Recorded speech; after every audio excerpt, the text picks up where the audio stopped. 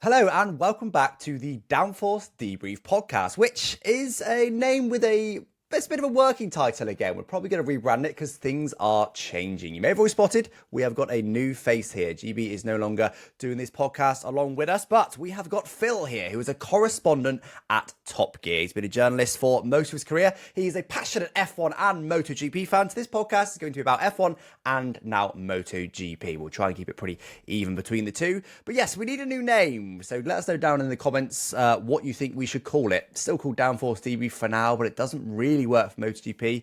Some working ones, we've got the Wind Tunnel, 4 and 2 review. We wanted Leaning In or Momentum, but unfortunately there's already podcasts called those. So if you've got any new ideas or if you've got some feedback on some of those, do let us know down in the comments. But hey, Phil, welcome along. Have you done a podcast before or is this your first?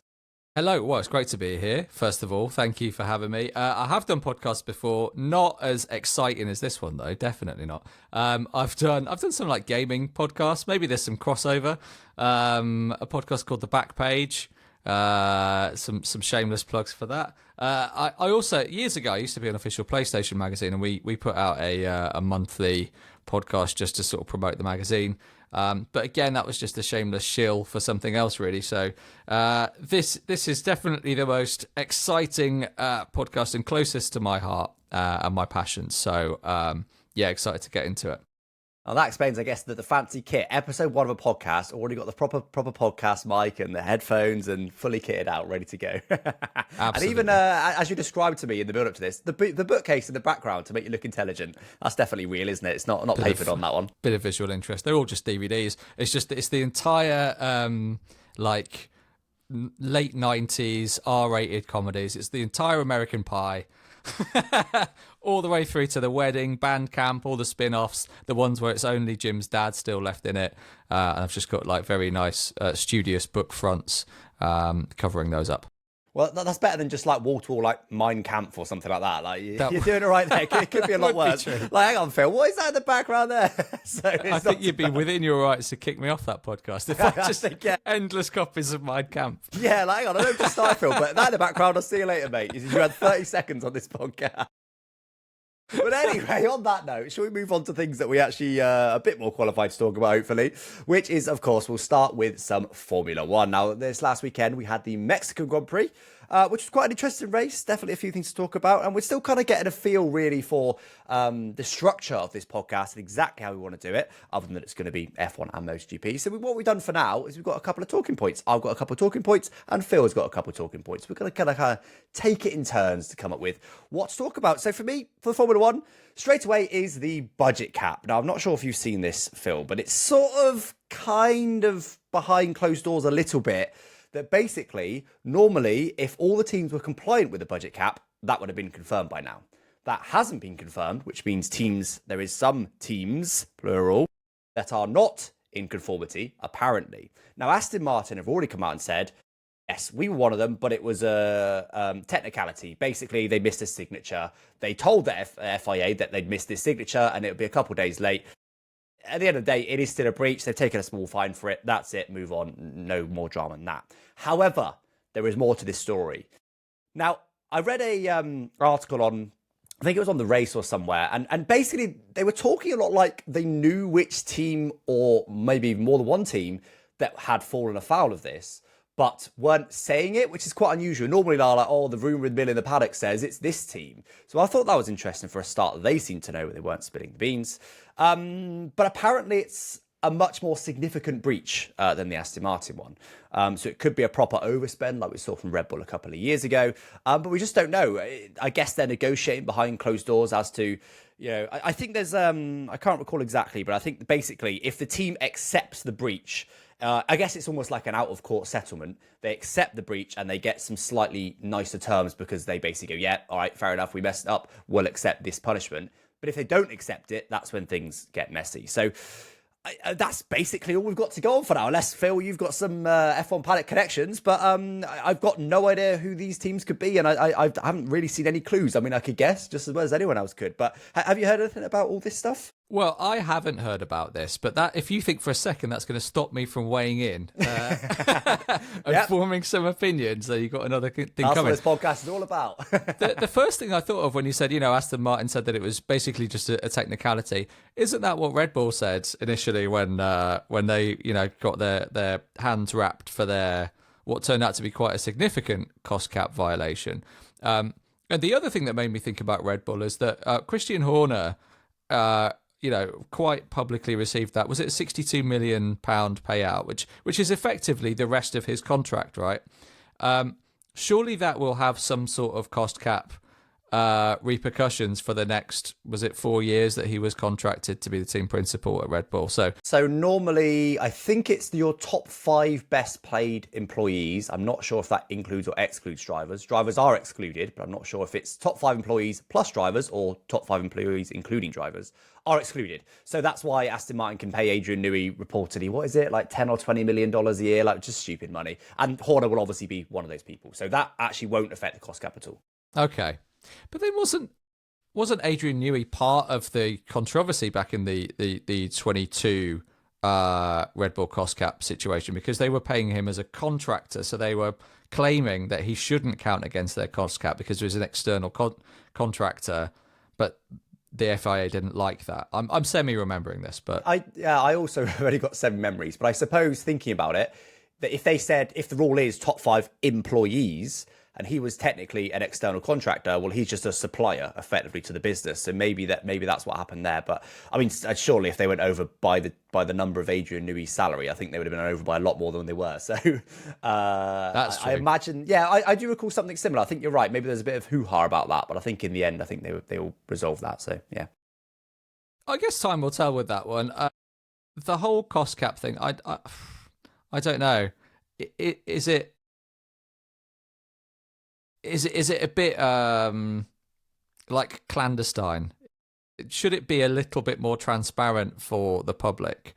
Because it feels like, within 3 seasons, there's already been two potentially quite big breaches here.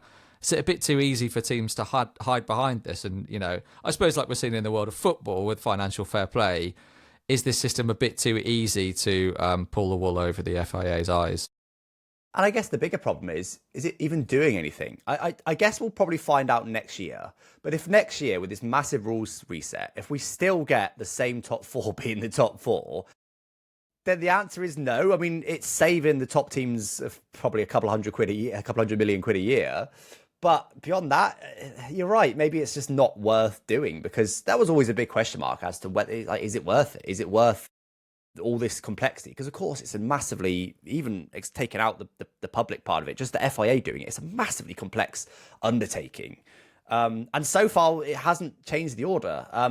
We have got, F1 is closer than it ever has been, I suppose, but ultimately we've still got quite a set pecking order. I don't know, I guess we'll find out next year. But in terms of this particular breach, I mean, I did read someone did pluralize, so I wonder if there is more than one team that's over, and how significant that'll be. Because basically, if they're over by a significant amount, they can take away constructors' points and stuff. And the punishment Red Bull had a couple of years ago was reduced wind tunnel time, which obviously, as we go into 2026 regulations, wind tunnel time is massively important right now. So that could be big if someone gets that. And whether they reduce constructors' championship points for a couple of years ago or this year, I don't know. So it's an interesting one.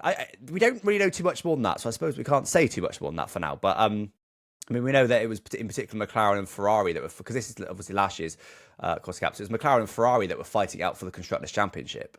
So I guess in theory, you automatically point to those two. There'll be certain teams that Haas probably aren't quite on the cap, so it's probably not them. You can probably rule out a handful of people, but it could be a massive news story. It's going to hit us any day now, potentially, because it could have huge repercussions. But yeah, as we said, I guess time will tell. There's not too much for us to say on that, but I'm sure we'll have a big episode on it very, very soon. But anyway, that moves us on to the next talking point. Phil, hit us with your F1 talking point. This came about because I feel like I noticed Ollie Behrman for the first time in half a season. This last race, he just popped up. It's his best result in Formula One, and probably more eyes on him at that Mexican Grand Prix than when he filled in last year. I think it was at Saudi, wasn't it, while Carlos Sainz had appendicitis. I feel like half the grid caught appendicitis last year at various points. But he filled in for him at Saudi. He, finished in the points in the Ferrari. And I suppose maybe that set a bit of a high bar for what would be considered impressive in Behrman's rookie season. But he, for me, was one of the standout performers of the entire Grand Prix. There were a few real overachievers, and I would include, weirdly, as this sounds to say out loud, I would include Lewis Hamilton in that, and then notably some underachievers, like, probably most notably Oscar Piastri. So what I'm bringing to the table is Alex, I'd like to hear your biggest overachiever and underperformer from that Mexican Grand Prix weekend. Well, I'm going to get this out there straight away. I'm an Oscar Piastri fan. I'll have no Oscar Piastri slander in this podcast, and that's that. Mein Kampf is one way to be off the podcast. Another one is Oscar Piastri slander. Oh. In my mind, they're really similar. Yeah, equal crimes. Do you know what? I was all aboard the Piastri train until that radio message where he just sounded like a bored gamer playing, doing an esports final, and he was like, Singapore. Oh, yeah, are we fine with him crashing into me? It's not something really to completely write off the driver about, but I don't think I'll enjoy him winning. If he wins this championship, I won't enjoy it now as much because of that single radio message. All right, but would you enjoy Norris winning more? Yes, because it's been long enough now that his despicable radio message in Sochi 21, I think it was, when he was like, no, leave me alone. When his team were trying to get him on to wets at the right time, that's now distant enough in my mind that I could enjoy Lando winning the championship. To clarify, all of your opinions on drivers are only based on something they said on the radio years ago.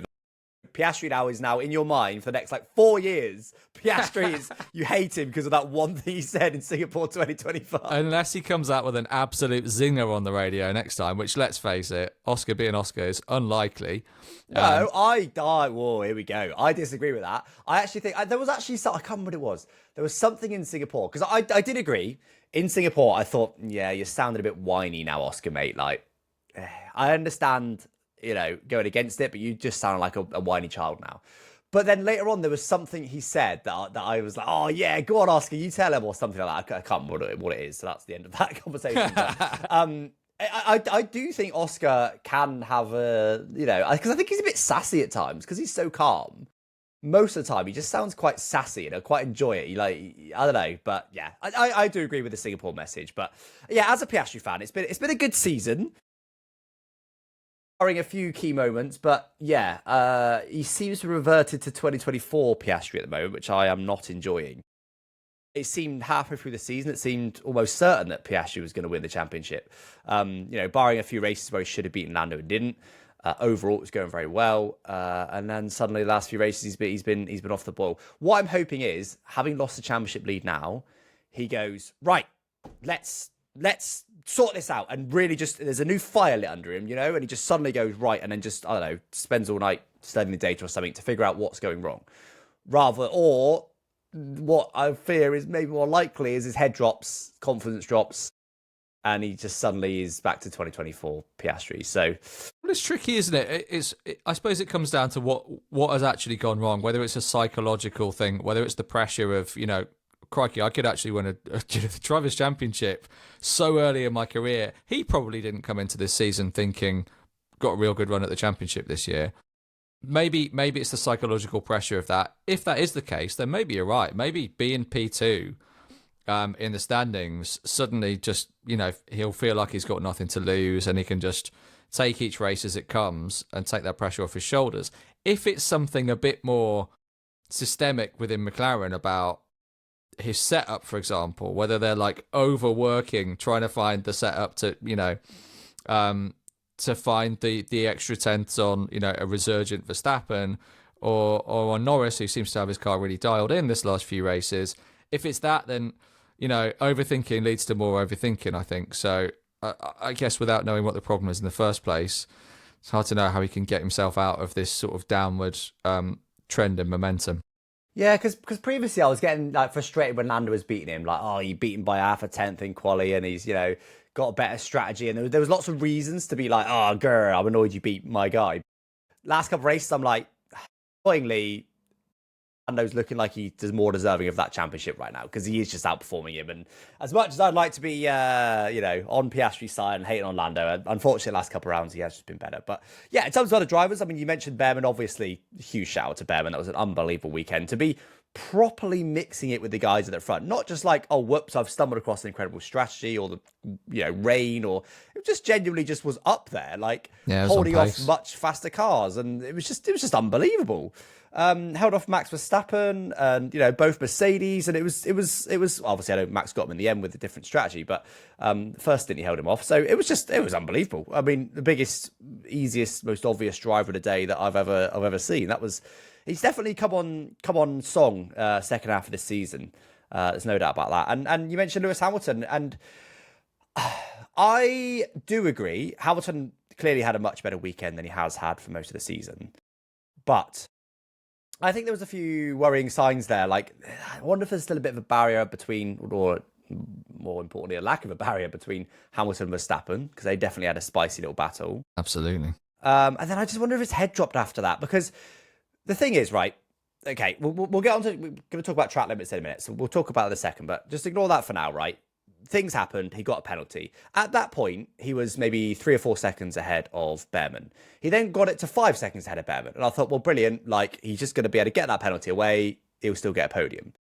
But then it didn't. Next thing I knew, he was 10 seconds back from Leclerc and only 2 seconds ahead of Behrman. So clearly he just killed his tyres. And that, Hamilton's racecraft, and I mean that more broader than wheel-to-wheel battling, just, tyre management and all those other kind of things, are the reason that he's a 7-time champion. So the fact that although Behrman did so well, he still let a Haas well within him. That was the perfect opportunity. The Haas was holding faster cars up, in theory, on paper. He should have been able to pull away and just couldn't. So I agree. Up to that point, I was impressed with Hamilton this weekend. And then he kind of reverted to that almost like, should he retire Hamilton that we've seen for a lot of this season. So I don't know. But you think you're impressed with this weekend still, are you, despite all those negatives? I am impressed. It was just good to see him, battling for meaningful positions and going toe to toe with the championship fight protagonists. The incident that earned him the penalty, that was just a simple mistake from him. It was just him locking up the brakes. I wonder whether the situation that you described towards the end of the race is just that Hamilton is one of the most dominant drivers of all time who earned 90% of that success in one specific era. So obviously he won his championship back in 2008. And then a slew of them in Mercedes, during a really specific set of rules. And so he's really good at driving the car in a specific way. And, as much as the reports that we heard during those less successful years at Mercedes, he was always pushing to have that cockpit position adjusted. And I can't remember which way round it is. He either likes it much pointier, so he wanted to be further forwards and, a lot more sensitivity in turning, or he wanted it further back. And because of the ground effect, the nature of the car, the whole philosophy of the car, they couldn't really do that to accommodate Hamilton's needs. And I wonder whether it's just, if you're in his position, right, and you've achieved that much, you just want to drive in that way that earned you all those world championships. And you get to like a point of the race where you've already been given a penalty and you just go, I'm just going to drive in the way that I know how. And maybe that's taking a bit too much out of the tyres. Self-evidently, it's conducive to not pulling out a gap and eventually losing out on a position. And I guess naturally with age, regardless of whether you're an athlete or not, everyone adapts worse as they get older, right? Like, an older person is always going to struggle with a smartphone or whatever it may be. So yeah, maybe it is that. I am quite excited to see him next season. I think I'm excited to see what Ferrari have been cooking with Fred Vasseur for a big rule change. They would have always been eyeing 2026 for the, right, we want to be the leading team that season, especially if they're making their own engine. And obviously, yeah, to a lesser extent, but to some extent, moving out of the ground effect era. Not obviously it's still going to be ground effect next year, but it's going to be very different. So I'm quite excited to see what he does next year, because for me, a mark of a great driver or rider is their ability to adapt. That's to rules, that's to changing conditions, slippery track surfaces. That's to set up not being quite to your liking. That's to a rival racing you in a certain way that needs a certain, way to overcome. That is the absolute art of racing. It's very, very rare that you get the exact conditions that you personally would find optimal. Very, very rare in racing. It's welcome to the real world. It's just physics. So I've got the most respect for the drivers and riders that tend to be able to adapt the best. Lewis Hamilton is definitely one of those. Verstappen is obviously one of those. He is probably at the moment he is the forefront in terms of being able to adapt and just drive the wheels off whatever the hell Red Bull give him. And that clearly shown by how much he beats his teammates. And then, someone like Marc Marquez is the same. Will just, ride anything. Again, in stark contrast to what Bagnaia is doing this year, which we'll get onto in a bit. But that's the people I've got the most respect for. And Hamilton normally was good at that. You mentioned one era, but that was him putting himself in the right team to dominate. It wasn't because he was necessarily the best at hybrid management. It was because he was a good driver that put himself in the right team at the right time. Because let's not forget, he came into F1 when they were still V8 engines. In fact, his first season had traction control. His second season didn't have traction control, 2008. 2009 was a massive rules overhaul. So you've then got 3 years in a row. His first 3 years, completely different. He was massively competitive in all three of those. They did have more testing back in the day, but still. And then you had, the exhaust blown diffusers, and then obviously then you get onto the hybrid era. And I know he only won one championship before the hybrid era, but he was certainly very, there was never a year that he was as bad as he has been the last couple of years within those. He was always one of the contenders.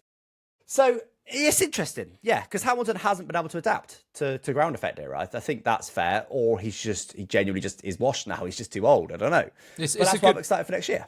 Yeah, it's a good point on his, when he moved to Mercedes as well, that seemed like a mental move. To go from McLaren, who, their performance had been fluctuating, the last few seasons he was with them, to Mercedes, who were basically completely unproven in that form, since they'd transformed from being Brawn. People saw it as, potentially suicidal, but it's testament to how well he can build a team around him and get everybody pushing in the right direction. And that's also, as we've seen time and time again, absolutely crucial to winning a world championship. So that's a skill that he's got. And again, that's a bit of an ace up his sleeve as we go through another rule change. Ferrari do need leadership. They need guidance and experience. And, looking back at what Schumacher did for Ferrari, it was a similar story there, right? He was less decorated when he joined that Ferrari project. It took quite a few years. He was the absolute centerpiece. He knew the names of the kids of every single, person in the PR office. Everybody was burying themselves to make that car fast enough for Michael Schumacher to win a race. I think Hamilton has that same sort of persona, that same sort of approach to racing. He doesn't alienate his team. Like, unfortunately, I've been a big fan of Alonso over the years, but, imagine his Glassdoor reviews, people that have worked with Alonso, all the teams that he's been with. Hamilton has that in his pocket. So as we enter this new era, never say never. He might just find a way to for Ferrari to create a competitive car for the first time in what it was maybe 2019, when it looked like a really genuinely dangerous car, and that's because they were cheating, of course. So that's a topic for another day. Do you know what? One final point on Hamilton. If he does win the championship next season, he is not only the statistical, but just the undeniable, the GOAT. He's the greatest of all time, because he will have done it twice. He'll have done one ill-advised move, supposedly, to Mercedes, as you said, and then ended up dominating. So clearly he foresaw the McLaren team declining and the Mercedes team in ascension. If he does that again, moving to... Okay, I know Ferrari weren't exactly a terrible team when he signed for them, but still, if he does that again and has a season that's not so great the first season, just like 2013 was at Mercedes, and then the following year, the rule change year, boom, dominates, that would be like... The foresight to do that, to do it twice, would be just insane. It would, and then obviously to be able legacy. to drive it well enough, and like you said, surround the team around you to be able to do it would be just insane. So I'm kind of wishing for that, just because that story would just be ridiculous. But anyway, let's move on to our final F1 talking point before we move on to some MotoGP. I highlighted it, or I alluded to it earlier, and that is, of course, track limits. Now, that's been a big talking point in Mexico. Well, look, I'll go straight in. I think it's insane that no one got a penalty for lap one, turn one. I think it's insane. So we had them obviously going 4 wide, right? Which is, I think everyone was like, "Well, that's never going to work," sort of thing. And sure enough, it didn't work. So first of all, we had Max Verstappen, right? The outside car pushed onto the curb, locked up onto the grass, lucky to avoid the wall. But he rejoined in front of Hamilton and then let Hamilton go. He tried to do the sneaky Max Verstappen thing of not quite fully letting him go and then getting back ahead, but it didn't work. So Max went off track, cut the corner, knew it was wrong, let somebody go because of it. All right? Brilliant. Leclerc, however, and I've actually looked at his onboard since, was the sort of third outside, so between Max and Lewis, with Lando on the inside. And Leclerc actually had room to stay on track, or at least he didn't need to fully cut across the grass like he did. He may have slightly drifted on a track, just like Hamilton did later on with Verstappen, which we'll get onto in a moment, and then could have rejoined. There was plenty of space for him. No one was diving into him. He could have stayed on track. He basically saw a suboptimal situation in front and thought, sod it, I'll just cut straight across turn 2. Took the lead, obviously, but then rescinded that position to Norris and then sat in P2 ahead of Hamilton. Now, if that was anyone else but teammates, Ferrari teammates, Ferrari would have been all over this, complaining to the FIA, going, what? Because Hamilton was literally, I think he was slightly ahead as they hit the brakes. I mean, they were pretty much wheel to wheel, but Hamilton was on the inside line and Leclerc could have stayed on track. And if Leclerc stayed on track, I can pretty much guarantee you Hamilton would have come out in P2. So the fact that the FIA have just sort of shrugged their shoulders and gone, it's fine, is ridiculous. Like, why do you get to just go 4 wide, complete the corner, and then just come out where he did? I know they take a more lenient view of lap 1 incident, and actually I am largely in support of that. But I think that's ridiculous. And Fernando Alonso highlighted afterwards and sort of said, they were blind in turn 1, so we'll learn that next time. Next year at Mexico, let's, just dive in deep. Oh, whoops, I've gone deep. Oh, never mind. I know we were 3 wide, but, I'll maybe let one of you go, but I'll overtake the other one, even though I was around the outside. I just think it's absolutely insane that they didn't even investigate it. It didn't even look at it. It's ridiculous. And I'm sure there was other people down on the pack as well that cut the corners. But yeah, I mean, we'll move on to the Hamilton Verstappen one in a moment. What do you think about turn 1 though, Phil? Well, first of all, Fernando Alonso definitely will remember that and will make a real point to cut that corner. He did that in Sochi, 100%. Didn't he? Yeah. Was it 2 years ago, 3 years ago, based on, the exact wording, because he didn't like that he'd seen it happen in front of him a few previous races that season. So it's like, right, well, I'll take the escape road then. And he didn't even try and make the corner. Afterwards, when he was interviewed about it, he said he just wanted to raise awareness that this issue, this rule is wrong. So if I'm free to just take the escape road, there's no incentive for me to even try and make the corner. And I agree. I think that's what's happening race in, race out, depending on the track layout. If there's enough runoff area, then why not? If it feels like actually my line is a bit wrong, I've been pushed slightly off my line, so I'm gonna have to brake later to make the corner. 5 years ago, you would just brake later and make the corner and tuck in behind the car. But now that the culture of the sport has changed, such that they will just go, yeah, don't have to be on the track. I'll probably get away with it.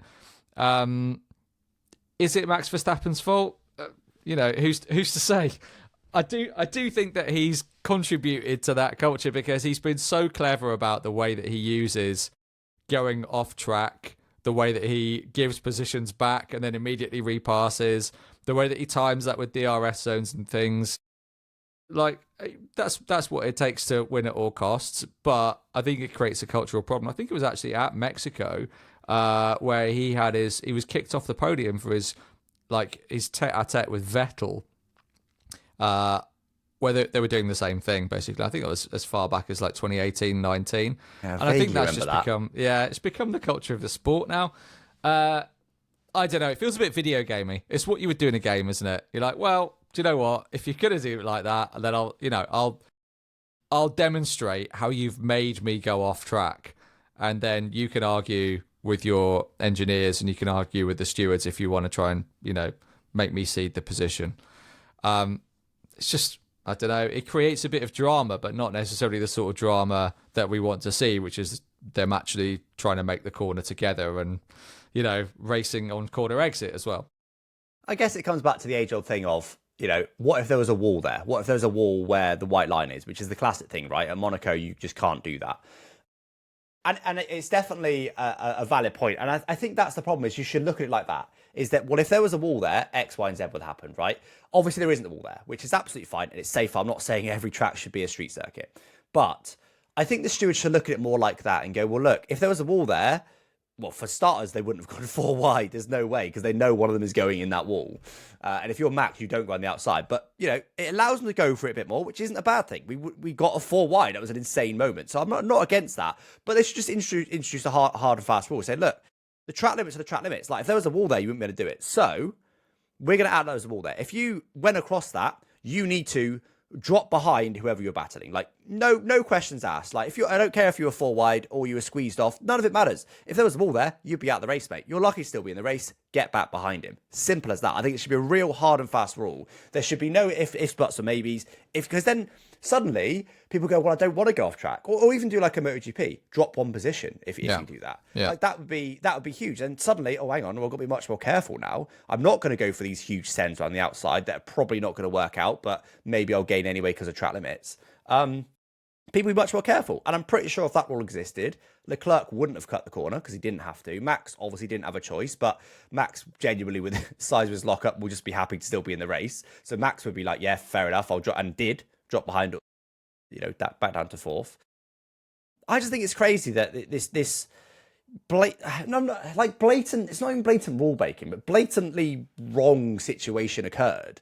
And the FIA haven't investigated based on their existing rules, nor do they seem to be particularly keen to change the rules in the future to stop this happening, which is ridiculous. But we had something similar later on, of course, with Hamilton versus Verstappen a few laps later, which I highlighted earlier how maybe there's still a bit of animosity between them. I feel like there isn't, but I don't know. Max felt like he raced Lewis a bit harder than he did others in that race.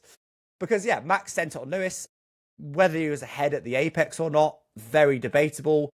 Do I care? No, I don't, because I think that's a stupid rule. But at the end of the day, Max did a dive bomb, wasn't able to give Lewis some room, so hit into Lewis. Lewis went off track, rejoined.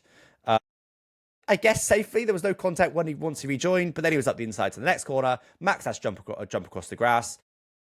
And then I think, I can't tell if Max let him go on purpose or not, or whether it was just his bad momentum from the grass. I can't really tell for that one. But then obviously Lewis then locks up, does his own corner cut, and then eventually gets a penalty for it. Now, honestly, I think Lewis's penalty is fair. I think, he went for it. He locked up. He went deep. I actually don't think he gained as much of an advantage as it looked, because although he was 2 seconds clear of everybody after all this, in reality, it was barely noticeable on TV, but Max also went off track. He just rejoined, before the next apex and then went on. So they were massively slow. And bear in mind, Behrman in that complex ended up gaining 2 positions. So, they probably just were genuinely like, Max was probably 3 seconds slower through that section. So the fact that Lewis was 2 seconds clear didn't mean he gained 2 seconds on it. It just means he didn't lose by battling, basically. Anyway, regardless of that, it was a big cut. You could definitely argue he gained by going there. I think, although 10 is maybe a bit harsh, I think overall, I think that's fair. I'm just surprised that he was the only one to get something, because Max wasn't squeaky clean, and obviously we also had turn 1 as well. So it's just I guess it's classic F1, isn't it? It just feels inconsistent to me. It feels like there should have been either less penalties or more penalties. And I have to say, overall, barring Hamilton's car, I actually thought Hamilton and Verstappen were just a bit of gloves off racing. It's not the racing I would ideally like to see. I'd like to see a bit cleaner than that. But actually, a bit of contact, a bit of rubbing, pushed off track, rejoining, someone across the grass. Like, that's exciting racing from where I'm sitting. So I actually wasn't against it necessarily. I think it's one of those things you go, oh, well, we'll let them race them. But then obviously we end up having a penalty next corner. So anyway, what did you think of the Hamilton-Verstappen stuff? Well, Robin is racing, making a really calculated decision to cut a corner, because it's just going to be easier. That's not racing. So, yeah, I completely agree. I think 20 years ago, we didn't see anything like this in Formula One because, there was the track and then there was, about 3 inches of slippery white paint and then it was grass and an Armco. And so nobody, and then like your car would just be, iron filings if you tried anything like that. If you there was no runoff. And then, quite rightly, in the name of safety, tracks adapted, push those Armco barriers back. We've got a very generous, tarmac runoff areas. And so we're sort of mid-evolution of that, where the rules have like semi-caught up to the track layout. And I think probably the final evolution is exactly what you're describing, where no questions asked. If you do that, you know that you just need to tuck in behind that other driver when you're back on the track and on the straight. That way, there's no ambiguity. You don't need to think about how cleverly you're re-entering the track, which is the most dangerous bit of that maneuver. And it's that speed differential where you can really cause some pretty horrific pile-ups. You just know that you re-enter the track safely, and then you let the other car past, and then the job's done, and then you focus on passing in the next corner again. I think, it's the ambiguity that's the problem. I do agree. I think it was good to see those two racing again.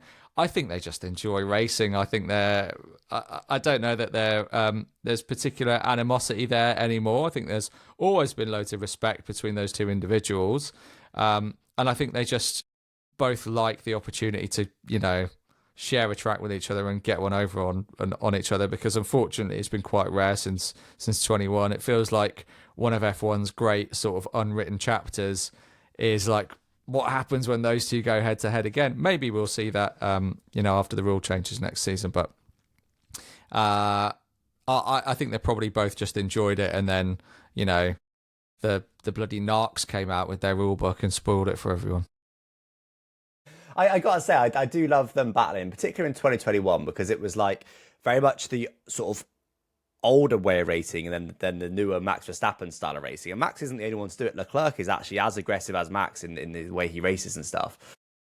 But it was very much just two styles colliding. Max is just, like I say, right up to the limit of the rules and over them, whereas Lewis was, I guess, in theory fairer, but in reality, of course, I guess less likely to get overtakes done and stuff, because he's not willing to be as ruthless as modern racing is. So yeah, I do quite enjoy seeing those races, because I think Lewis has adapted a little bit, but Max is still a very different overtaker to what Lewis is. A bit more of a, I suppose, a gentleman overtaker, but that almost gives him a moral high road. I don't mean to do that. I just mean it's just a different era, because it is a different era. It's just very, very, very different racing. But anyway, I think that's enough about F1. I think it's time to move on to your rubbing his hands together. More your arena, I think. I think I'd much you like both. You're definitely, I think, more of a MotoGP person. You definitely know more about MotoGP than me, so I'll hand over to you to put us from four wheels to two. Yeah, well, it was a very eventful weekend at Sepang in Malaysia. I feel like we need to head off a really unfortunate accident to sort of, if we're going to talk about MotoGP, we have to address it. So in the Moto3 race, during the sighting lap, Jose Antonio Rueda, who's now been crowned the 2025 Moto3 World Champion, crashed into the back of Noah Detwiller, P rider, and it was I to be honest, I have no appetite to see the incident itself. I was pleased that they didn't show any replays during the broadcast, but it was a bad accident. It was a big speed difference. Detwiller had an incident. An issue with his bike, technical issue.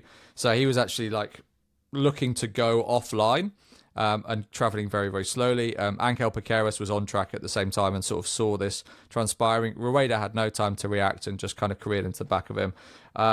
The update on both riders, Rueda is conscious. He does have a concussion and he's got fractures in his hand. I think he also suffered multiple contusions. Detwiller is in a worse state. He has had multiple surgeries. His father spoke to the Swiss press within the last 24 hours. So at the time we're recording this is the Monday night following the Sunday race. Detwiller lost a lot of blood. He suffered multiple cardiac arrests during the night. His condition now is stable but still critical. So a bad one, and it put a cloud over all of the following proceedings on the Sunday. A few of the riders, questioned whether they should have raced at all. Alex Rins on social media, Pecco Bagnaia as well, who also spoke out. So the last time we had a fatality in the Grand Prix paddock was back in 2021 with Jason Dupasquier, and Bagnaia spoke out then about how it affected him and how difficult it was to put the visor down and go out racing then. So I suppose the first talking point is, were they right to go out and race? Yeah, obviously super unfortunate to hear about this. I don't normally watch Moto2 and Moto3, and I understand it's also a sighting lap. So yeah, a bit of a strange one, but obviously wishing them both the best for recovery. It's an interesting one, isn't it? Because where do you draw the line? Like if someone's just fallen off and they've got a bruise, you race, right? Hopefully, if someone's passed away, you maybe then probably don't race, but like where do you draw the line? It's one of those that like, who draws the line? Do you know what I mean? Who's one that goes, I know he's in hospital, but like, I want to race. On the flip side of that, if he's maybe actually completely fine, and then you go, well, I don't want to race. I don't know. It's a difficult one. I think in my opinion, I feel like to some extent, they all know the dangers. Injuries, unfortunately, are very common in motorcycle racing. It's a very different sport to F1 in regards to that, particularly the last year or two. We've had a lot of injuries just in MotoGP. But I think as long as, I guess he was fighting for his life, wasn't it? I was going to say, as long as it's not fatal, then I guess you just carry on and you be as respectful as you can, but you carry on. But I suppose they didn't necessarily know what condition he was in at the time. So it's just impossible, isn't it? Like where do you draw the line, and who decides where to draw that line? I don't know.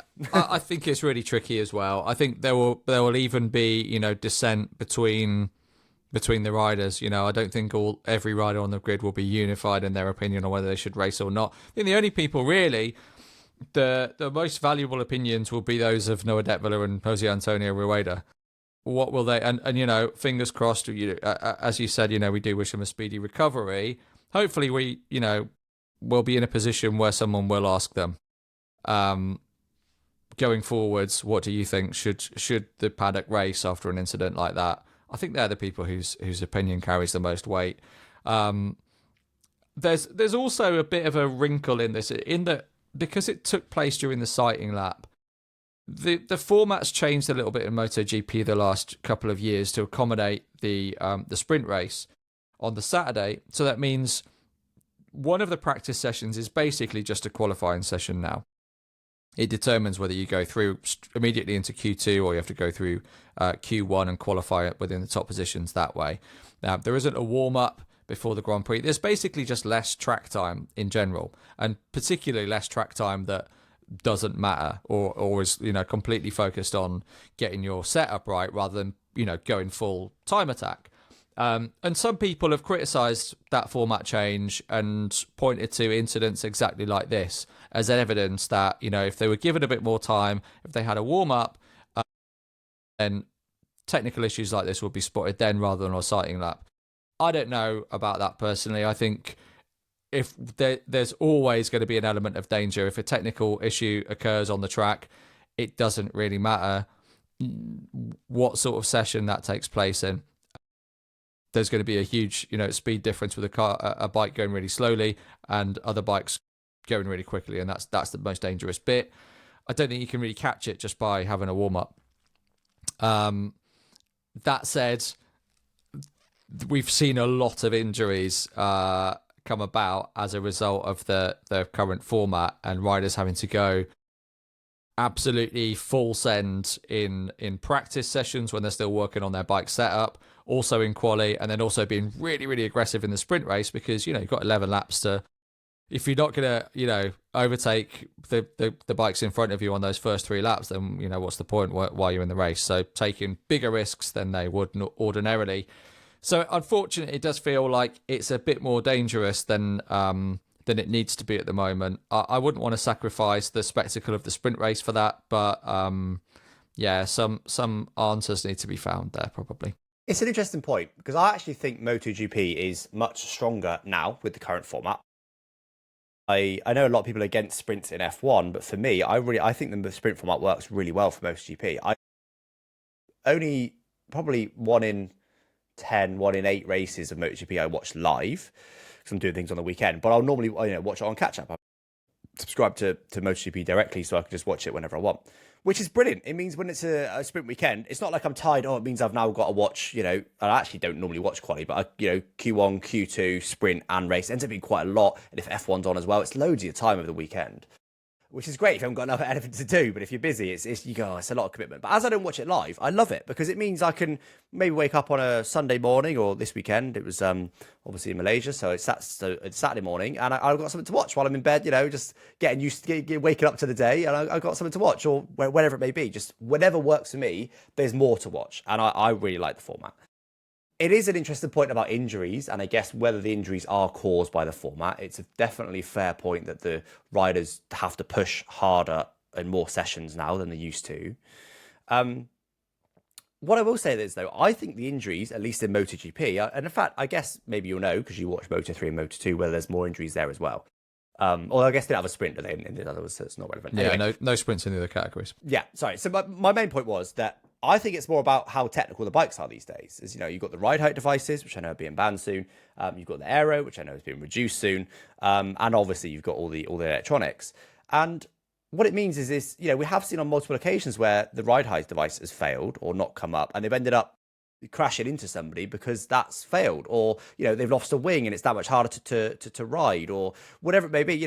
Because it's so technical these days, it's just absolutely all over the place in terms of, like, I guess, difficulty, and it's more to go wrong, is what I'm really trying to say. There's more to go wrong, so when it does go wrong, you're more likely to crash. And also add to that, obviously, they're also going quicker, they're more on the limit, because they do seem to be more on the limit than ever at the minute, like, not even just at the minute in general. Like, crazy how all the riders are just saying, like, we have to full send every single lap, like, right on the limit to be anywhere near competitive. Like, it's crazy.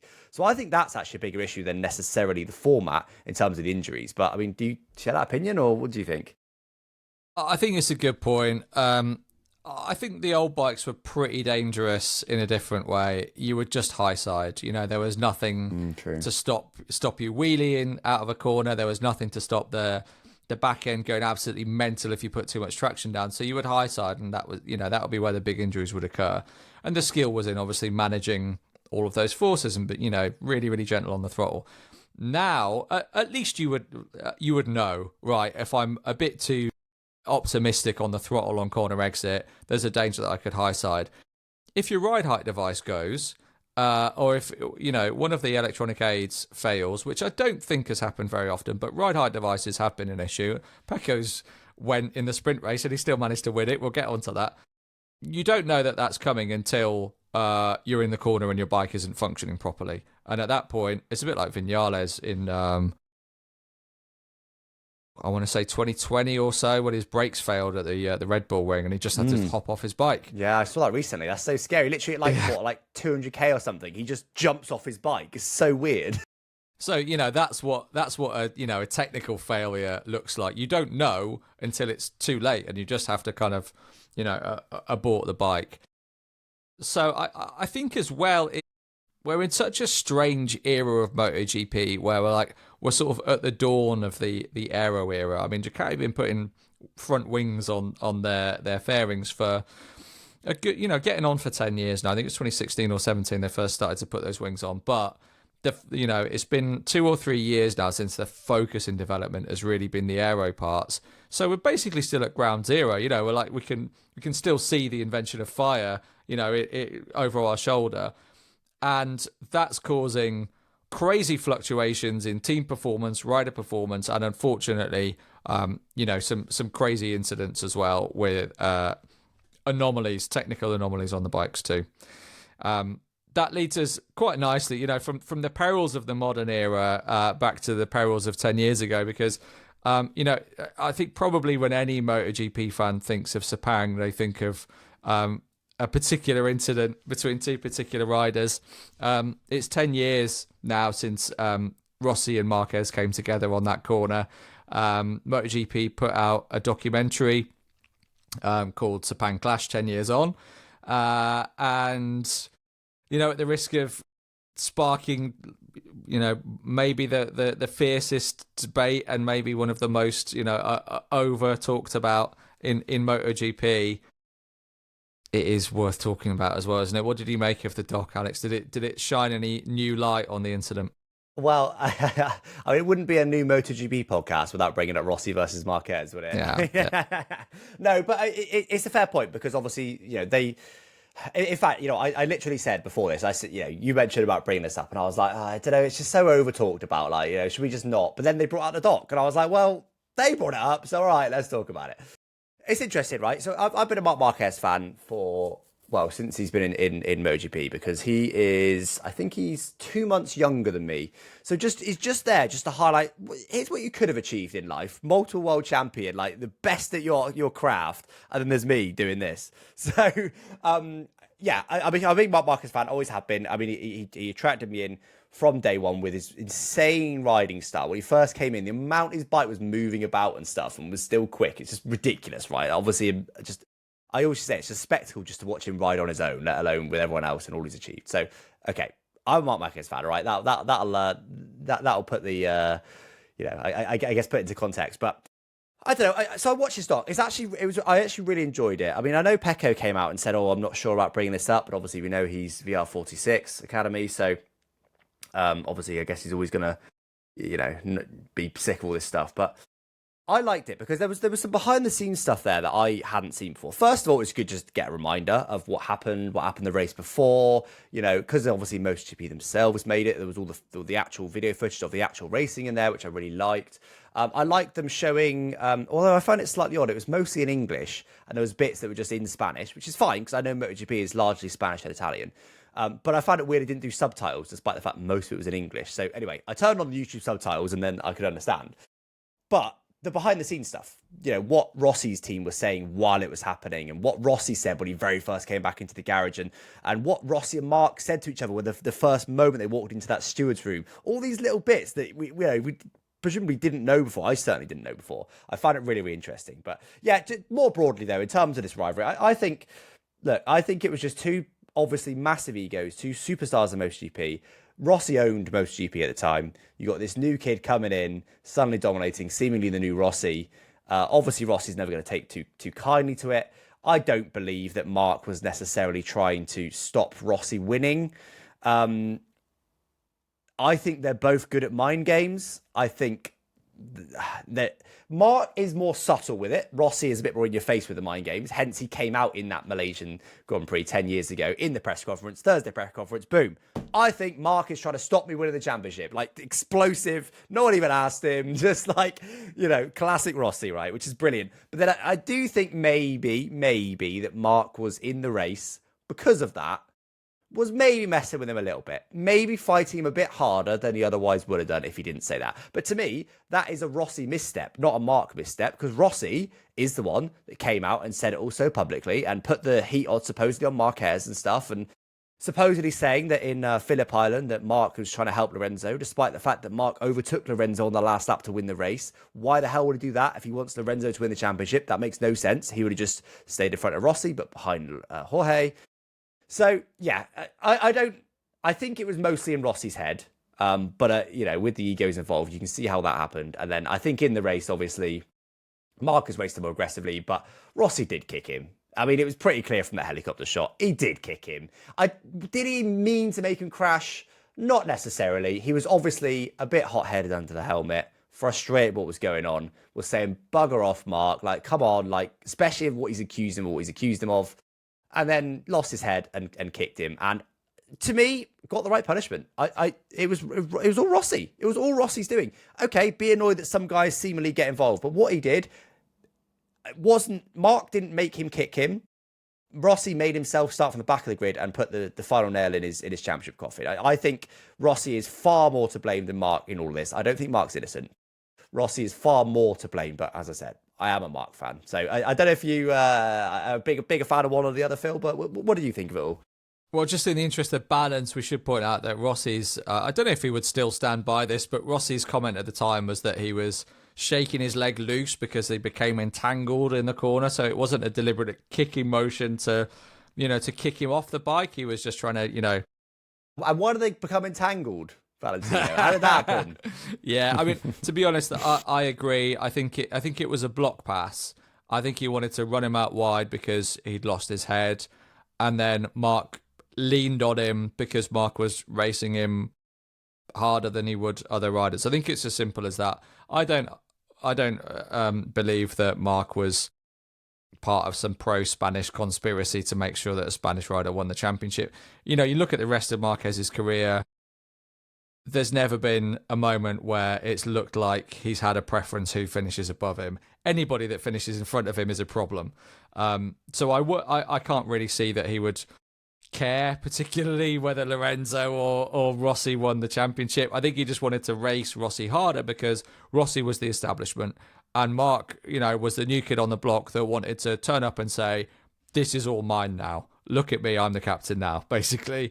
So that was an example. You know, I think you're right. In Singapore, it was just an example of him racing him harder.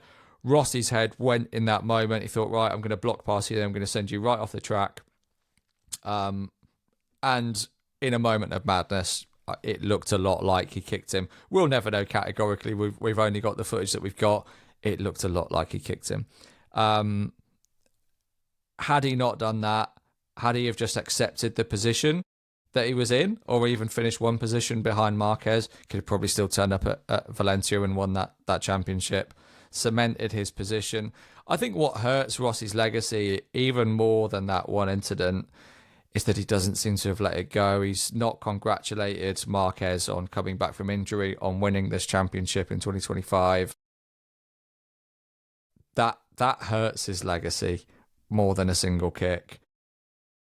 I'm not a particular fan of either of them. I think Rossi's cool. I respect what he's done. I think if you're watching MotoGP in the in the early 2000s, then it's hard not to have a soft spot for him because there hadn't been somebody who was such a big character and allowed his character to show through to the same degree that Rossi did during those 2000s.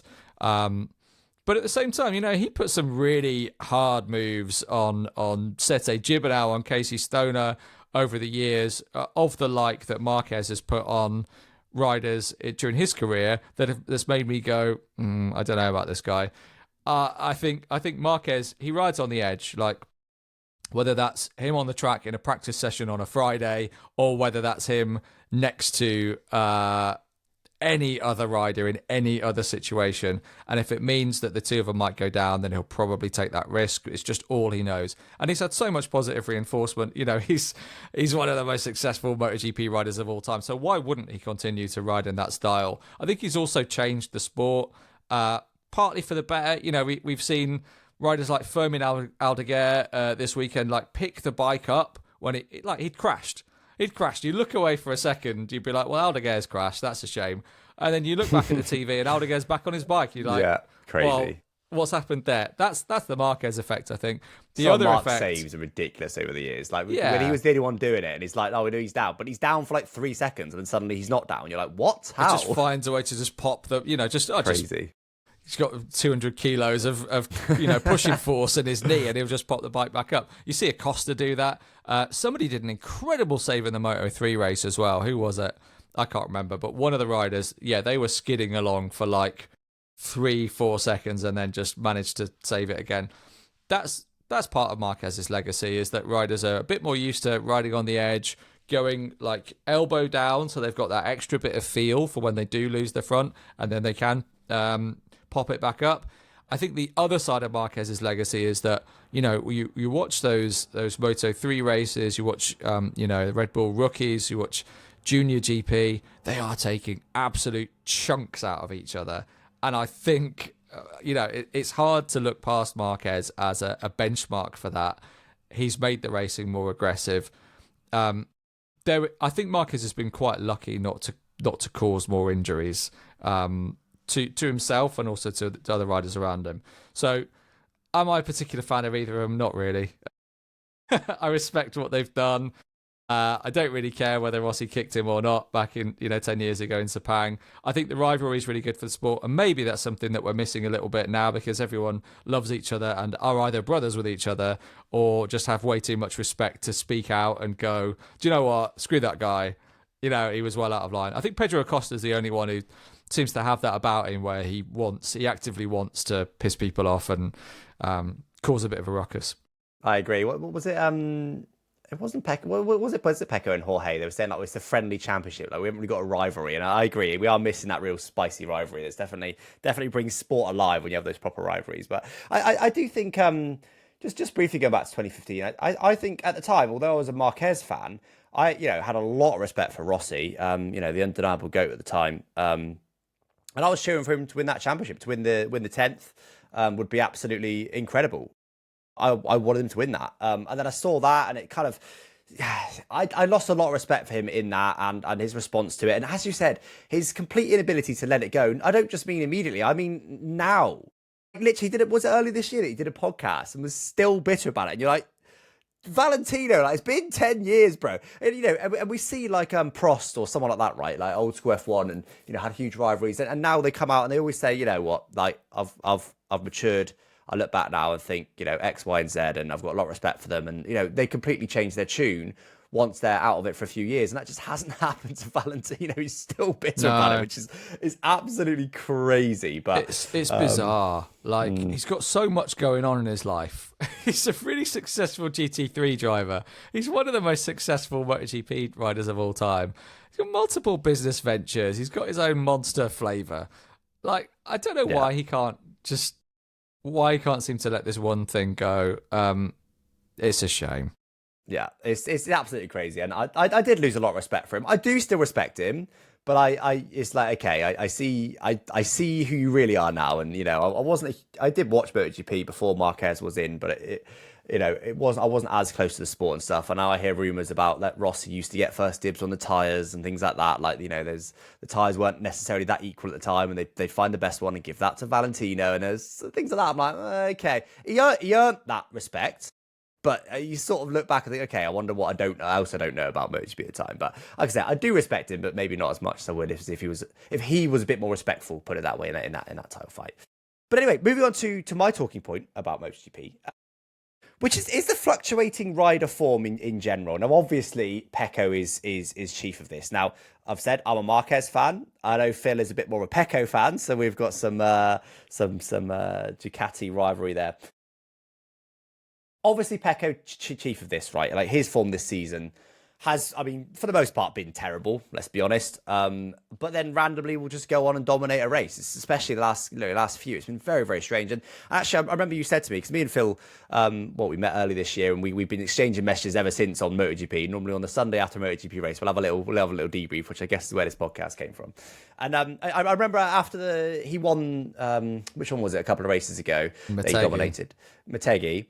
And you were like, oh, it's so crazy that it's such an engineer sport these days. It was all down to, X downforce, X wings. And I sort of said, well, let's wait and see, because Pecco's not having the most consistent season. And I was right, because in the next race, he was terrible.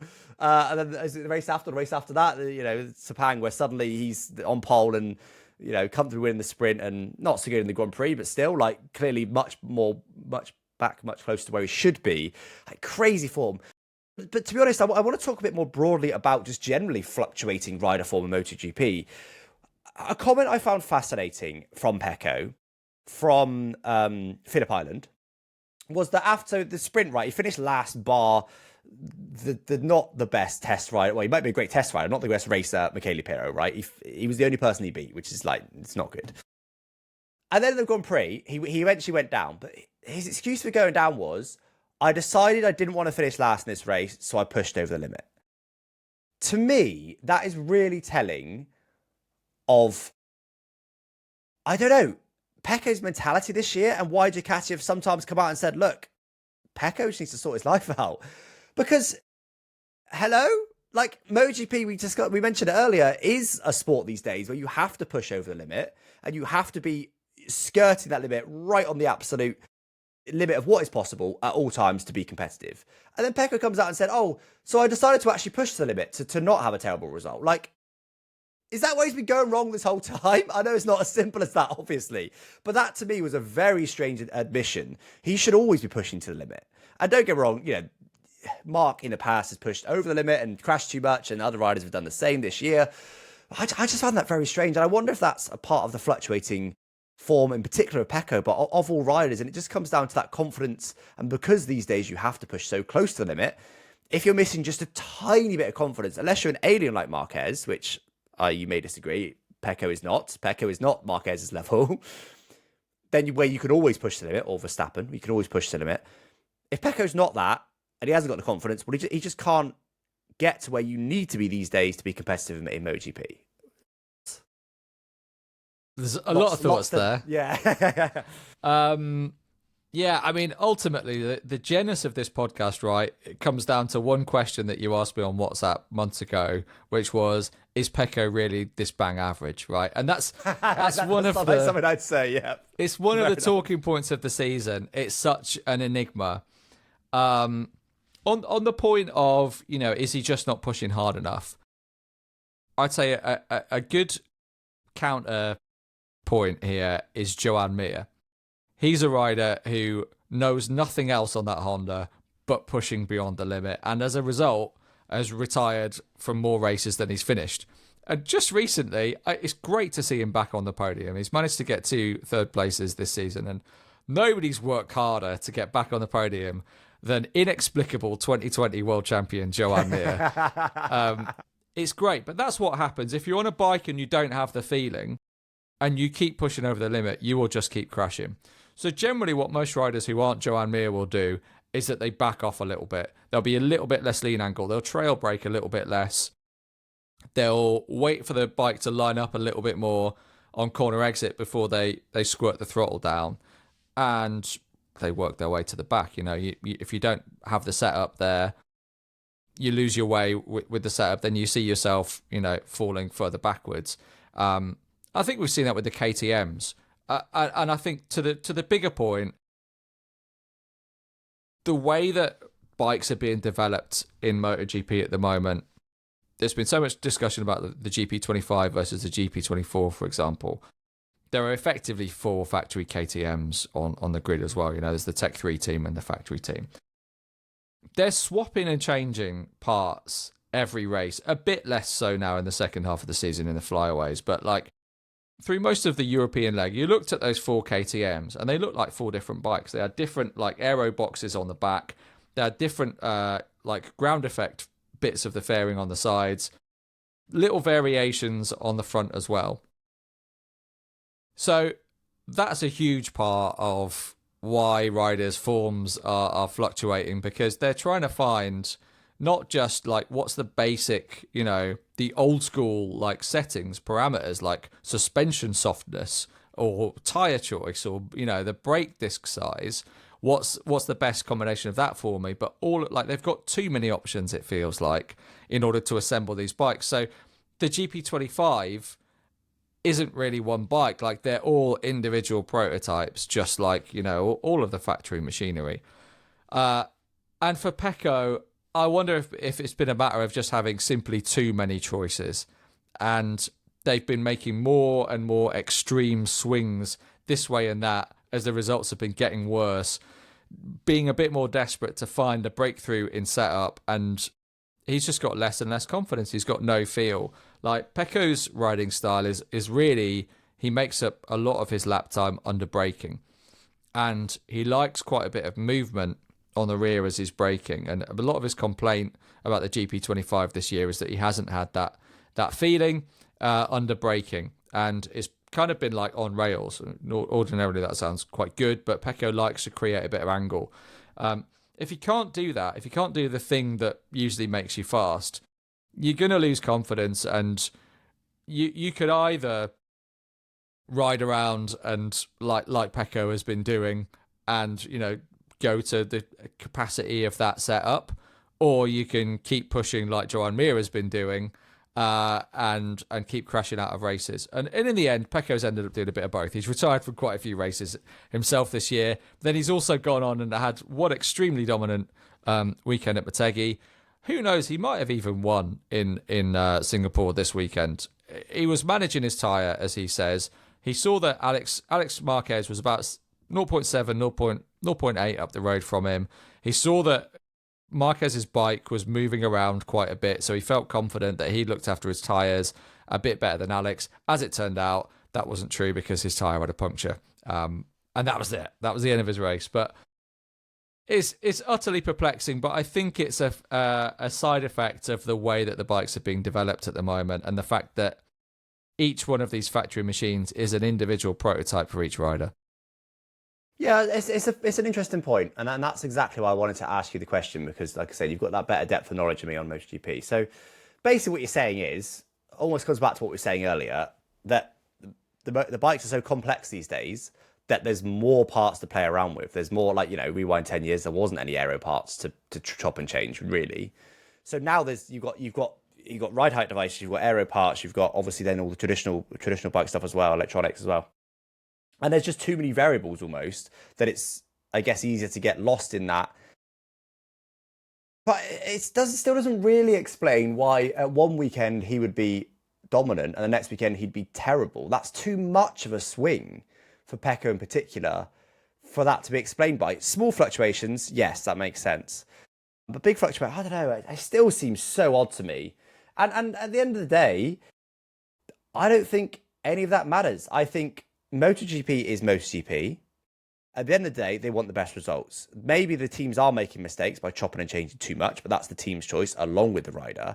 And at the end of the day, none of that still matters at all, because you've got people like Marquez who's dealing with it. And if that's what modern MotoGP takes, it'd be like saying when the hybrid cars came in F1, and if a driver massively struggled, it's too complicated, I don't understand it, it's too complicated. You'd be like, well, unlucky, mate.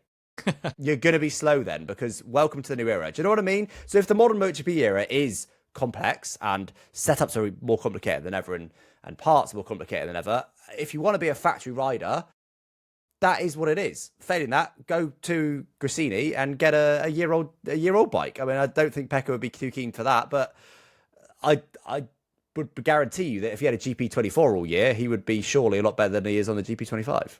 I mean, his lap times on the GP24 last year were often good enough to have won the race this year against Marquez on the GP25. So it's interesting. I think, actually, speaking of Gresini, Alex Marquez is a really good point of comparison to Bagnaia. So Bagnaia and Marquez entered the MotoGP category at roughly the same time in 2019.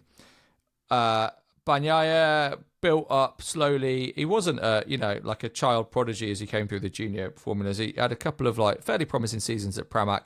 He got the factory ride for 21, maybe 20, and won his first race in 2021. Didn't stop winning since then, and he's even managed to win some races this year in this bizarre and disastrous season, right? But this season has definitely been an anomaly. Does that mean that he's been found out and actually the bike's been flattering him all along? Well, as a point of comparison, Alex Marquez had a big name, and a big set of shoes to fill, and was perfectly fine for the first 5 years of his career, picking up a podium here and there in the last season. And then this season, suddenly he's a clone of Marc Marquez, and he's the only rider that can follow Marc down the road. So does that mean that all along he was brilliant and now he's just getting a chance to show it? Or does it mean that something has happened in terms of the bike that means that he's getting these results? So I think looking at both of those, I think you've got to factor in the role that bike and rider synergy plays in this. When they're a little bit off, you have a season like Pecco Bagnaia. When you get them right, then suddenly you can elevate a rider who previously was not picking up wins and consistent second places, and suddenly he's second in the championship. I think more specifically, rather than just generically bike and rider, it's the side of the Ducati, is that yes, Pecco was flattered by that Ducati for a number of years, which was dominant. And you know what? I lost respect for Pecco last year. Was it last year? Last year, when obviously Marquez was on the GP23, which according to Pecco was basically the same as the GP24. And every other shred of evidence suggested that GP24 was an absolute beast of a bike and much better than 23. I think did they have new rear tyres last year or something? And the GP24 basically was able to deal with those new, much grippier rear tyres, but the 3 wasn't. Something along those lines. and was claiming that they were the same and that it was just incredible and basically claiming he was better than Mark. And I was like, come on, buddy. Like, Mark is the only one on the GP23 that can remotely hold a candle to the GP24. And that I lost a lot of respect for him when he made those comments because it was just blatantly a lie. It was just a lie. He was just trying to, Fernando Alonso style, big up his own stock and be like, oh, I'm incredible. I didn't like that. So I think the answer is that it is just that the bike has been complementing his form. I think he is a decent rider. I think he is nowhere near the level of someone like Marc Marquez. And that has been found out this year, but obviously he has also had a particularly bad year. And he has had his days when he's been properly competitive with Marc. I just think he's been on such a good bike for so long that he looked like he was really, really good because the bike was so good. I know he wasn't the only one on it. But still, that's what I mean. He's a decent rider. He's a top quarter of the grid rider. He's just not he's not an elite. He's not an alien like Mark is. And he was just flattered by the Ducati, and that's why he won his championship. You mentioned it earlier, like inexplicably Mir winning that championship. It was sort of similar, where again, just look at last year. In order to win a championship last year, you had to have a GP24. As black and white as that. Even the GP23 could not compete. None of the other bikes really had any chance at the championship. You needed a 24. I can't remember who else had a 24 last year. Obviously, it was Jorge Martin, and I can't remember who the other one was. And so basically, the championship was between one of three. So what you're saying is he's top 33% in MotoGP last year. Last year, Jorge won, of course. I'm being stupid, aren't I? But do you know what I mean? He was very competitive, Jorge. So he's there or thereabouts, top 33%. That's all you've got to compare against because he's not never, but I don't know. I'm just saying I think he's been very flattered by the bike and he's been found out this year. Well, through 22 to 24, there were 8 Ducatis on the grid and he was consistently the best of those 8 Ducatis. True. Martin did win the championship last year, but it feels like a bit of an accounting error because Pecco won 11 Grand Prix. No, this is the Pecco talking point. Come on. We're not going to just echo what Pecco says. Come off it. How many times did he crash out while he's winning, other than winning those 11? That's the bigger problem. Well, particularly in sprints, Pecco, Jorge Martin won that championship on sprint races, right? Like he was the sprint race world champion.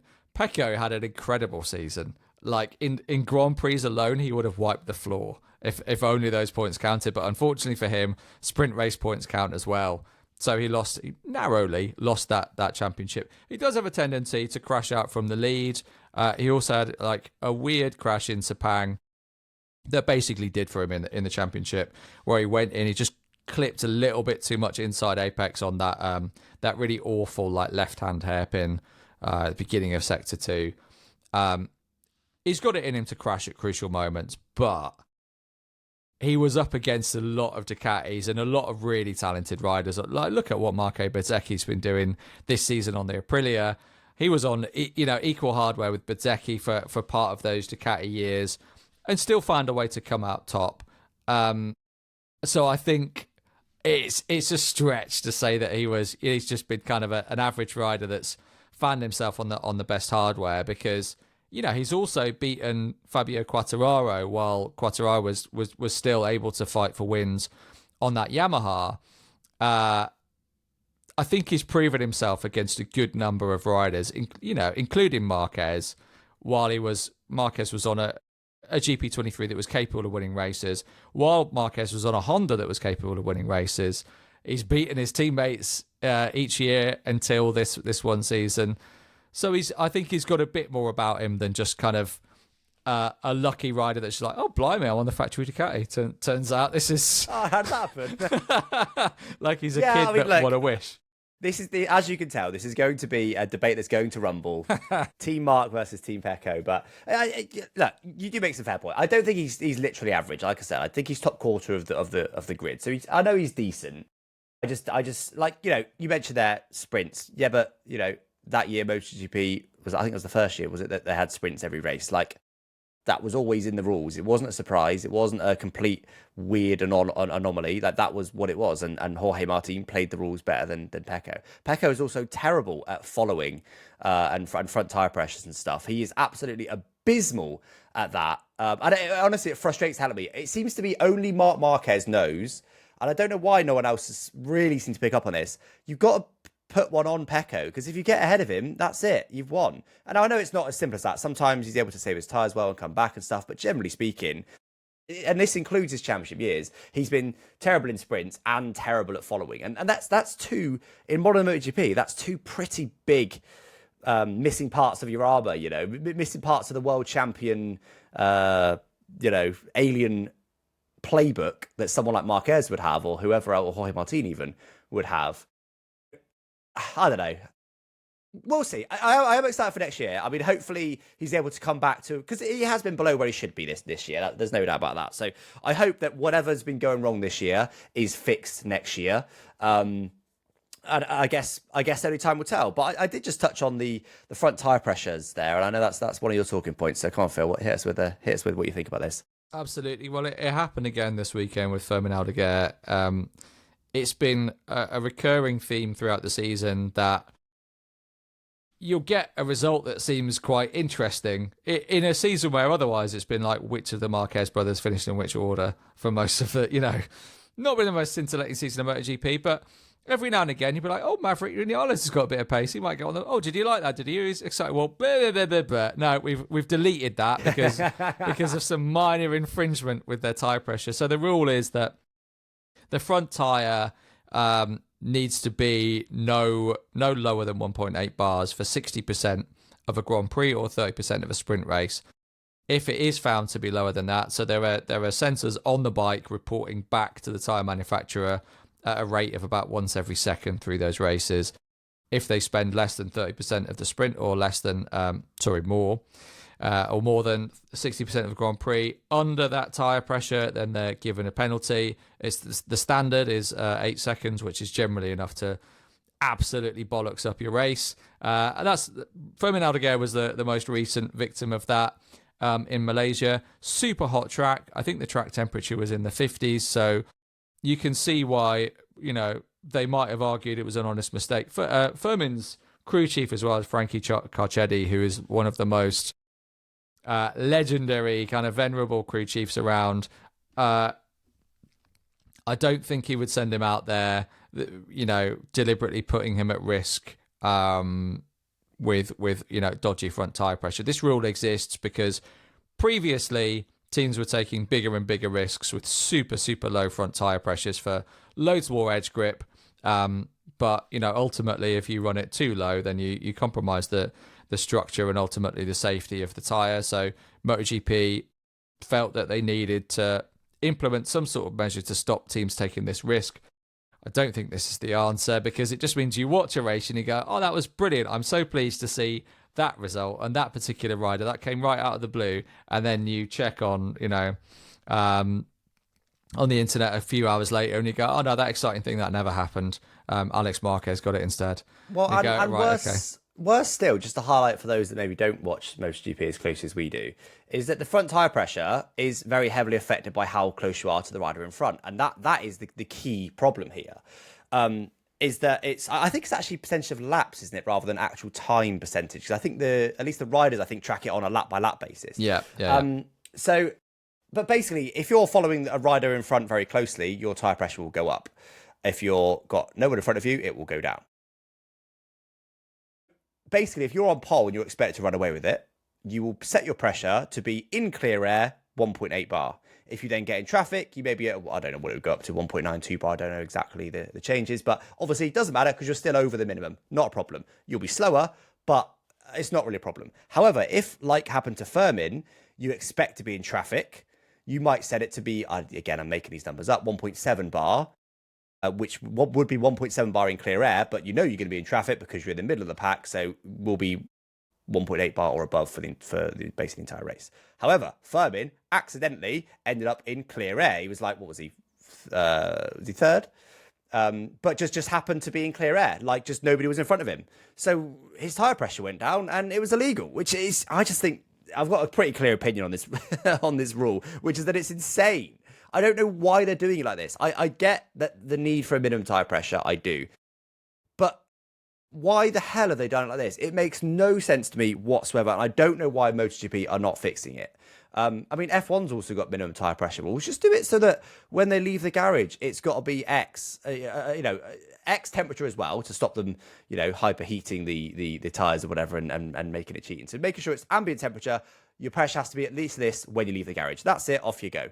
Simple as that. Why the hell have they overcomplicated it by making it while you're running? Because we've seen it in the past where Marc Marquez springs to mind when he was dominating a race, and his dash told him, "Oh, you're under the pressure." So he pushed like hell to try and abuse the tire to get it over the pressure. Still didn't do it. So what did he do? He purposefully lost a position on track so that he could follow and get the pressure up. I mean, what the hell is that? Like, that is just not racing. It turned the race into an absolute farce. It did. And then he just sat there, waited till he did the prerequisite number of laps in order to pass the rule, and then re-overtook and went on won the race. Like, the most artificial racing you could possibly get. I'm baffled by this, and I've got no idea why MotoGP are allowing this to go on. I think I'm actually wondering when Liberty sorry, not Liberty, is it Liberty that buy MotoGP? Yeah, it's a done deal now. Yeah. Yeah. So when Liberty buy it, I hope they bring a bit more of the F1. I know it's going to be FIM more than Dorna, but still, and just a bit of common sense, because this sort of thing will never fly in F1. And F1, don't get me wrong, has got its shortcomings, but it's insane to me that MotoGP has historically been quite reluctant to kind of clamp down on things or to fix things. F1's much more like, right, this is happening mid-season, we'll fix it. MotoGP doesn't do that. I mean, I'm also shocked that MotoGP doesn't even have new tyres every year. They run the same compounds of tyres for multiple years, which is crazy to me. F1 has a whole new set of compounds every single year, pretty much. They're only tweaked, but they're still different. Whereas MotoGP will literally have the same compounds for like 2-3 years straight, which is crazy. So I'm hoping that this is one of the things that Liberty will fix, and because it's just got such a simple solution. I'm baffled that they won't fix. I mean, do you know why that they've chosen the current system, or why there's a reluctance there to actually do something about it? No. I think the fix. Yeah, I think the fix is exactly as simple as you've said. I think tire pressure on a track is dynamic, and it's also like weather dependent. So it's absolutely mad to monitor it second by second. I think you need to monitor it as they leave the pits, and also at a regulated temperature. Job done. It just removes all of this absolute nonsense where you think you've watched a surprising result, and then it turns out that through no fault of their own, a rider has dropped, plummeted down the standings after the race. I think if that happened in Formula One, there would be rightfully a massive outcry because it would make them look like clowns. This makes MotoGP look like clowns. I just don't think they thought through the rule, and they've been really slow to implement it. I'm sure as they're administering the penalties, they are embarrassed to do so, but they have to follow the letter of the law. It's Simon Crafar, who's a former rider who's in the steward's office. He's a really, really sensible guy. And in terms of rider incidents that aren't about tire pressure, he's just been a breath of fresh air. He's been just straightforward, transparent. Everybody knows what the code of conduct is. I'm sure that he would change this in a heartbeat as well if he could. But until such a time as it is changed, then you're never really sure of the result, because there might be some minor infringement about the PSI on someone's front tire that erases a cool development in the race. Yeah, I'm actually glad you mentioned Simon Crafar, because I think that's something that F1 could learn from MotoGP, having a permanent, very highly respected steward, because he was a commentator, right, or a pit lane reporter or something for a few years as well. And I remember when he first left, and his colleagues were sort of like, we're sad to see him go, but he's got a cool job sort of thing. And they seem to have a lot of respect for him. And, I don't recall him racing or anything like that. But it does seem to be that all the riders respect him. And it seems every time there's a controversial incident, the rider seems to go to the stewards and then come back out afterwards and say, do you know what? I disagree, but I get it. Fair play. And normally they agree. Normally they're like, yeah, I've heard their point of view, and I think it's fair enough. And it's so rare to get some stewards controversy these days because of Simon Crafar. He has made a very clear difference. Whereas before it was always like, these stewards are stupid. Similar to, we talked earlier about F1, right, with the track limit stuff. What they're doing doesn't make any sense. That's completely gone away with Simon Crafar. Just having that one very highly respected ex-rider on the stewards panel has completely fixed stewarding in MotoGP, completely fixed it. So much more respect now, and F1 definitely could do it doing the same. But anyway, I think that's enough waffle for episode 1, don't you? Almost an hour and a half, so pretty good going. But I enjoyed this actually. It's been interesting to speak to you, especially about MotoGP, which I think we end up speaking more about, which I suspect may be a thing with us supporting different sides of the garage. But Yeah, I mean, don't forget to follow, guys. Don't forget to follow whatever platform. And as I said, do let us know. Well, certainly any feedback on the talking points, any feedback on the structure of the podcast in particular, any name ideas you've got, all that stuff. Obviously, it's still a new thing for us. But yeah, regardless, hope you guys enjoyed watching or listening wherever you are watching and listening from. And we will hopefully catch you next time. Is there a race? Is there a race next week? It's not a F1 race, is there? Is there a MotoGP next weekend? Do we know off the top of our heads? It's Portimao in 2 weeks' time. Okay, so next week no race. So we'll have to come up with some waffle. We'll judge it on an hour and a half of waffle in episode 1. I reckon we can muster that up for next week. So. Anyway, guys, thanks for listening. We'll catch you then.